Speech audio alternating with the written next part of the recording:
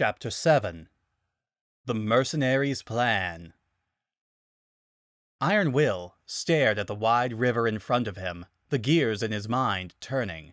He knew for a fact the apprentice and her friend were trying to get to the castle, and that in order to get there they'd have to cross this river. Thus, if he was able to find some way to stop them from crossing the river, he'd win without having to do any fighting himself. Then he remembered that his employer wanted the apprentice dead. Iron Will, pose, wonders if there are any piranhas in this river. Piranhas? In my river? Oh, perish the thought! Iron Will blinked. There was a purple river dragon with slicked black-orange hair and a matching mustache rising out from the river nearby.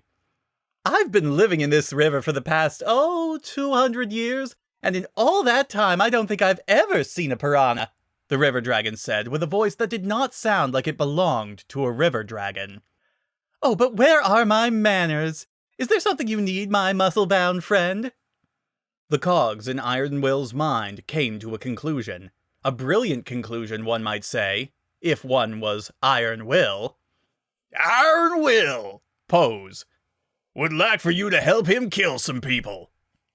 The river dragon stared at him for a moment, jaw slack. Then he started laughing. Oh, that's rich! Me kill someone? I haven't heard a suggestion so silly in 100 years! The dragon cackled. So you don't kill people? Iron Will asked. Of course not! How atrociously barbaric! I wouldn't kill someone unless I was really miffed about something, the dragon said, wiping a tear from his eye. Miffed, you say? Iron Will asked, stroking his chin. What would have to happen for you to get that miffed? Oh, I don't get miffed very often. I live a very relaxed lifestyle, you see. But I suppose I would get really irked if something were to happen to my mustache, the river dragon said, stroking the fiery orange hair on his upper lip. A light clicked on in Iron Will's mind. Can Iron Will, pose, tell you a secret? Why, of course he can. I'm quite trustworthy, the river dragon said. Good, Iron Will said. He beckoned for the river dragon to lean in a little closer with one hand, while he reached for his axe with the other. Oh, bless the goddess! Water! Rarity squealed, running ahead of the others to the riverbank. She collected some water with her cupped hands and splashed it on her face, almost moaning with pleasure. You sure we have to cross this, Twilight? Applejack asked. Twilight nodded. Positive. Not sure how, though, she said, rubbing her chin. Fluttershy, if we find some water grass, do you think you could make it grow into a bridge? Maybe. But I don't think it would be strong enough to support us all. Then, Pinkie Pie. Nope, I don't keep a rubber raft in my pockets. Not anymore. Damn. Rainbow Dash, do you think you could carry us across one at a time? Twilight asked. The elementalist tore her eyes away from the enchantress kneeling on the riverbank. No, probably not, she said, glancing back at Rarity. Could you give me a minute? Twilight nodded, and Rainbow Dash tiptoed over to Rarity, a mischievous grin on her face. With one swift kick, she sent the enchantress tumbling into the water. Rainbow! Twilight shouted as Rainbow Dash started howling with laughter. Rarity was flailing in the knee-deep water and screaming profanities at Rainbow Dash that would have made an experienced sailor shed a single manly tear. I swear, I couldn't help it, Rainbow Dash giggled. Rarity stopped flailing and stood up, her hair dripping and her dress completely soaked. She clicked her fingers and her hair magically dried. You could have helped it, she said. You just didn't. Her eyes widened and she glanced down at her feet. What's wrong? Lost a shoe? Rainbow Dash joked. Rarity shook her head and quickly got out of the water. I swear I just felt something touch my leg, she said, regrouping with the others without turning her back on the river. Maybe it was a fish? Fluttershy suggested. I don't think so. It felt scaly, Rarity said. She gasped and pointed at the water. There, I just saw something move. Fishes are scaly, Fluttershy pointed out, looking for the motion that Rarity had seen. Maybe that's what you saw? It wasn't a fish, I'm certain! Maybe it was a... There was a huge splash of water as a long purple shape burst out of the water. All shall die by the burning conflagration of my wrath, it roared with the guttural voice of a demon. River Dragon! Fluttershy screamed. Mustache! Pinky screamed, pointing at the thick orange locks of hair springing out of one side of the River Dragon's face. You mock my pain? The dragon screamed, his eyes shooting full-sized swords. He thrust his head forward and let out a pressurized stream of water from his throat. Twilight and her companions were lucky enough to dodge it, and the River Dragon didn't try to follow up his attack, instead shouting about how mad he was and how he was going to show them that he was mad. Fluttershy, can you talk to him like you did with the bear? Twilight asked. Fluttershy shook her head. No, dragons aren't influenced by druid magic. Too smart and scary, Fluttershy added under her breath. Then it looks like we're going to have to fight, Twilight said, firing off a basic attack spell. It bounced off the River Dragon's gloriously shining scales and hit the ground at Twilight's feet. Okay, that's not going to work, Twilight decided. Pinkie Pie cartwheeled forward to stand at the edge of the river. Okay, Mr. Meanie Beanie, try this on for size, she yelled, fanning out a deck of playing cards.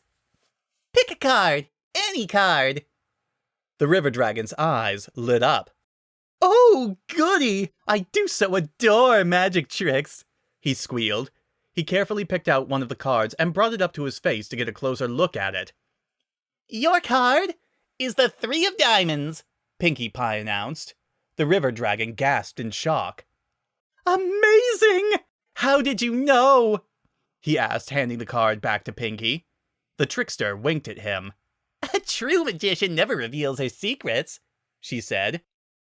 Oh, okay, the River Dragon said.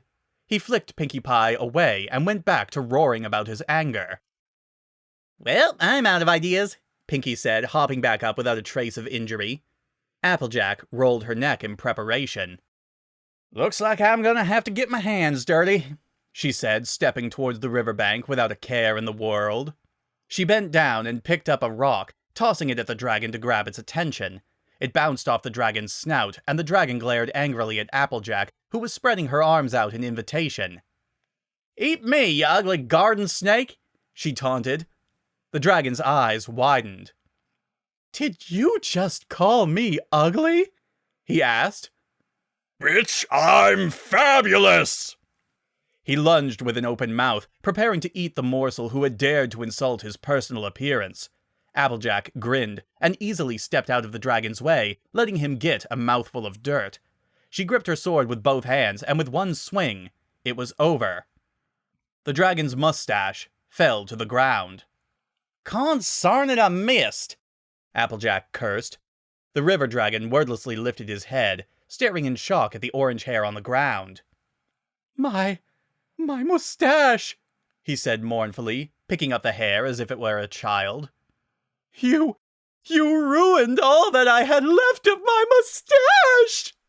He started crying like a child, thrashing about as he wailed. It took me centuries to grow this glorious handlebar. Centuries, I tell you! And you and that stupid brute destroyed it. Sorry? Applejack said, not sure if she should feel apologetic or not. For what it's worth, I was aiming for your throat. Well, what's stopping you? The dragon whined, laying his head on the riverbank next to Applejack, throat up. You might as well just kill me now. I wouldn't dare go through life looking so horrid. Just make it quick and painless, right here. He drew a line across his throat, outlining where Applejack should cut him. Applejack looked at Twilight for guidance. Twilight shrugged, being just as lost for words as Applejack. Applejack, you should feel ashamed of yourself, Rarity said, smacking the back of the paladin's head. Being so cruel to this handsome dragon, I never would have taken you for such a bully. I wasn't trying to cut his dumb half-a-stash off, Applejack said defensively. The dragon gasped and stared at Applejack with tearful eyes. My mustache is dumb? He repeated, bottom lip quivering. Oh, now look what you've done, Rarity said, shaking her head at Applejack. Haven't you done enough damage? She shoved the paladin away and knelt next to the sobbing river dragon. I'm so sorry for what my friend has said to you, but you really shouldn't take what she said to heart. She wouldn't know good fashion if it took her on a nice dinner date. The dragon chortled through his tears. Oh, you're right. I mean, really wearing red leather with bronze armor? Oh, it's so tacky. Oh, I know. And from what I've heard, she cuts her own hair with her sword. Rarity giggled. Applejack scowled at her. The dragon righted himself and started fussing with his own hair. Oh, clearly the poor girl has no experience with proper hair care. I've been cutting my own hair for centuries, he said proudly, tossing his head. It looks positively marvelous, darling, Rarity said. And your scales, oh, what have you been doing to make them so lustrous? Oh, a diet of river pearls works wonders on the scales, dearie. I grow them myself, the dragon said. It certainly shows, Rarity said. But it's all for naught without that glorious mustache. The dragon started sobbing again, burying his face in his claws. Oh, you're right. Whatever am I going to do? He cried. Rarity cracked her knuckles in preparation. I can fix this, she said. By my word as a fashionista, I shall not allow this crime against fabulosity to go uncorrected. What is your name?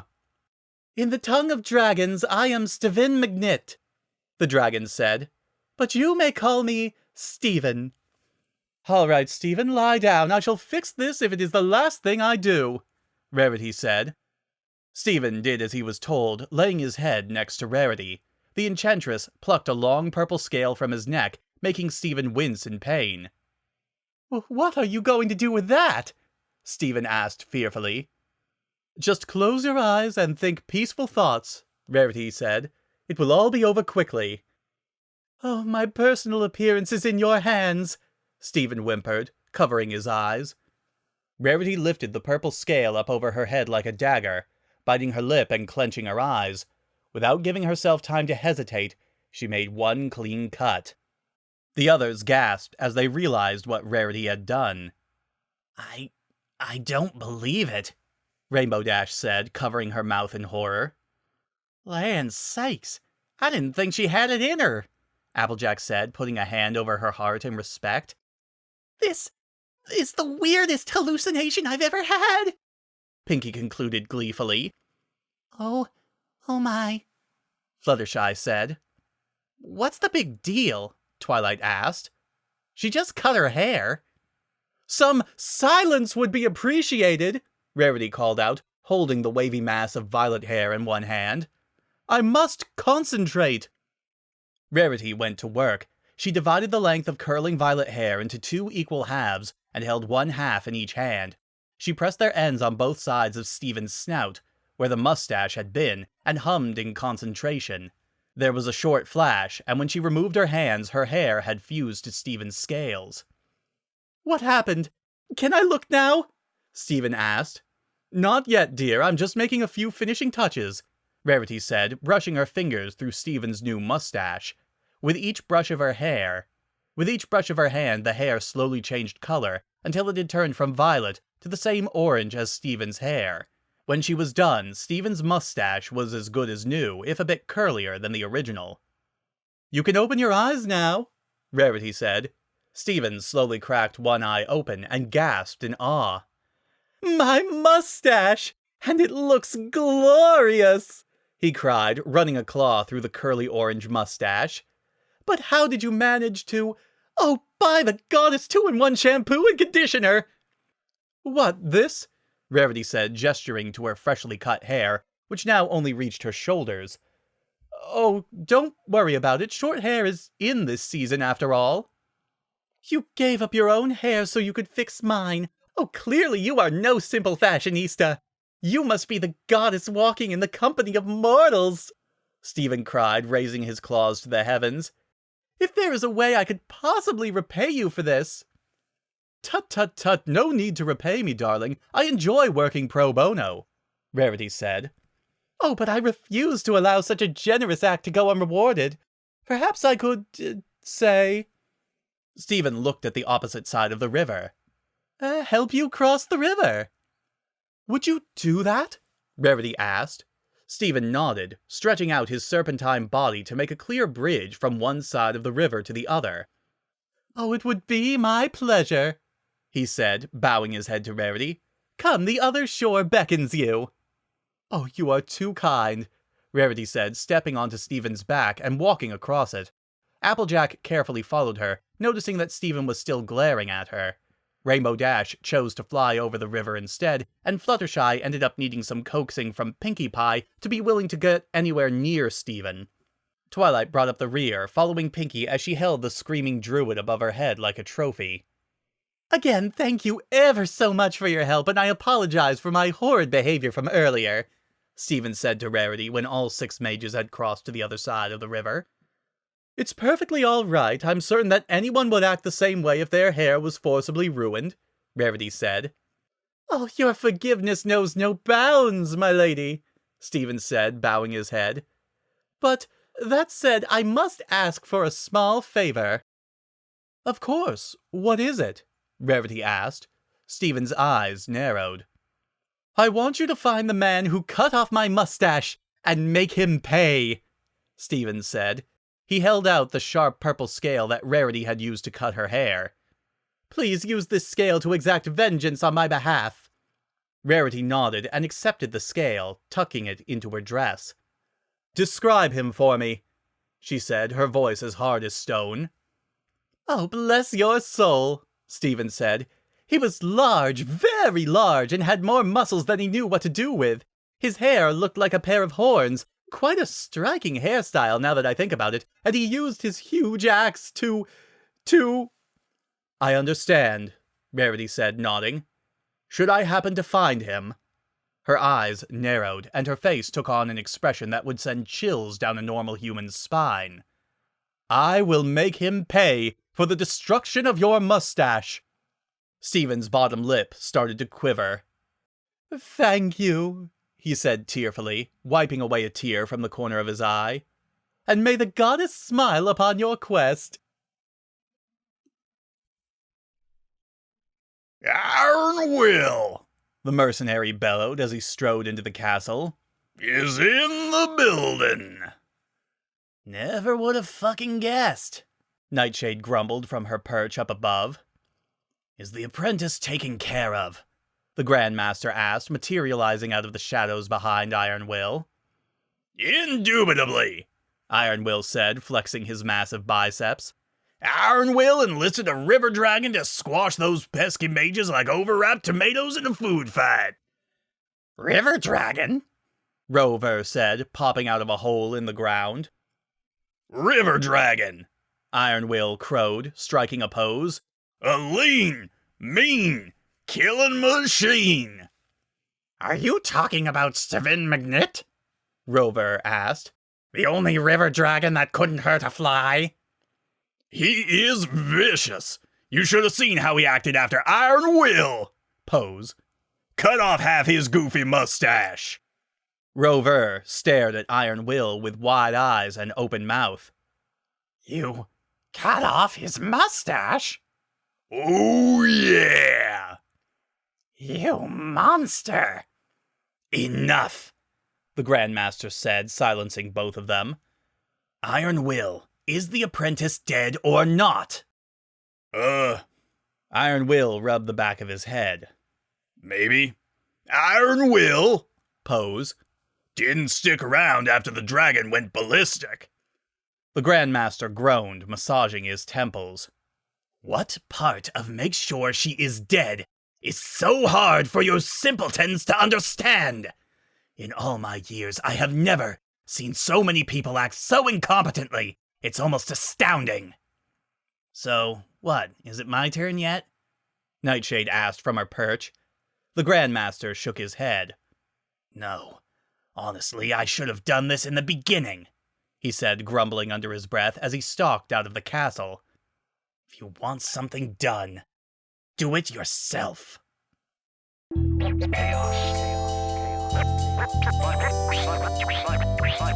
Scientists can't control the order of chaos. And if you continue to record for even longer periods of time, you would first of all discover that there's a surprising amount of structure to the sound that you're picking up.